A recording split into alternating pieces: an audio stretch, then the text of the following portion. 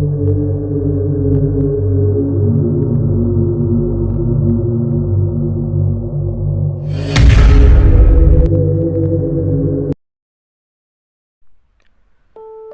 video pertama saya ini, saya akan menceritakan sedikit mengenai fenomena misterius di wilayah Banyuwangi dari berbagai sumber yang saya dapatkan.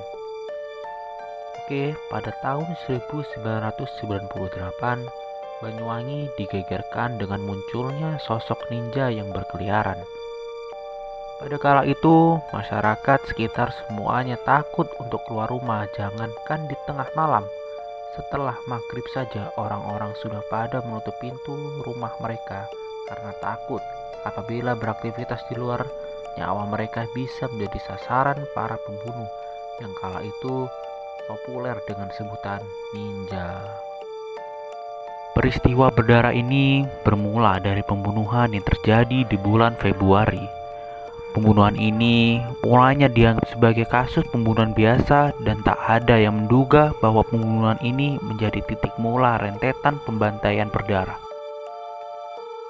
Kasus demi kasus pembunuhan lainnya mulai ditemukan. Masyarakat Banyuwangi mulai tercekam dengan situasi kelam ini. Setiap malamnya korban terus berjatuhan, dan korban pembunuhan tidak hanya dari kalangan dukun santet saja.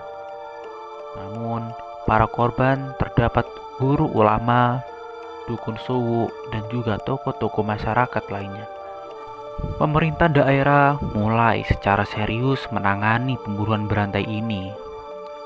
Bupati Banyuwangi saat itu, Purnomo Sidik, memerintahkan kepada seluruh jajaran aparat pemerintah, mulai dari camat hingga kepala desanya, untuk mendata warga yang ditengarai memiliki ilmu supranatural untuk dicatat, dan selanjutnya melakukan pengamanan terhadap warga tersebut. Radiogram ini kembali dikeluarkan pada bulan September sebagai penegasan radiogram sebelumnya. Namun siapa sangka radiogram ini justru menjadi penyebab pembantaian semakin meluas. Radiogram yang berisi catatan warga yang terduga memiliki ilmu supranatural ini dikabarkan bocor ke oknum jahat. Hingga pada puncaknya dalam sehari ada 2-9 orang terbunuh. Masyarakat pun mulai mencurigai bahwa pembantaian didalangi oleh oknum TNI, dan radiogram yang dibuat oleh bupati justru digunakan sebagai pendataan warga yang akan dibunuh. Namun, hingga kini kecurigaan ini tidak terbukti. Pembantaian semakin mencekam dengan kemunculan oknum-oknum berpakaian hitam tertutup yang kemudian disebut dengan ninja. Para ninja meneror di segala penjuru Banyuwangi dengan senjata tajam berbentuk sabit atau parang. Mereka sangat terlatih dan juga sistematis. Bahkan sebelum melancarkan aksi pembunuhan, mereka memadamkan aliran listrik dan menandai rumah korban dengan tanda silam. Sesaat setelahnya, satu orang terbunuh. Korban yang dibunuh akan mati mengenaskan dengan kondisi tercabik, patah tulang, ataupun kepala pecah. Tak hanya sampai di situ, banyak pula korban yang diseret, dikalungi tali, kemudian dipukuli hingga tewas.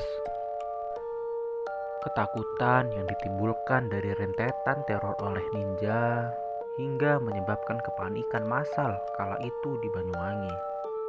Masyarakat Banyuwangi memilih tidur di teras rumah, dan warga bergantian berjaga di kampung-kampung. Mereka mempersenjatai diri dengan alat seadanya. Berminggu-minggu, masyarakat Banyuwangi tidak dapat tidur dengan tenang. Ditambah lagi, Indonesia kala itu juga sedang mengalami krisis. Lama-kelamaan, para ninja juga mulai meneror di siang hari dan tak segan melakukan pembunuhan. Bahkan, banyak yang mengatakan bahwa ninja bisa terbang dan loncat dari rumah ke rumah.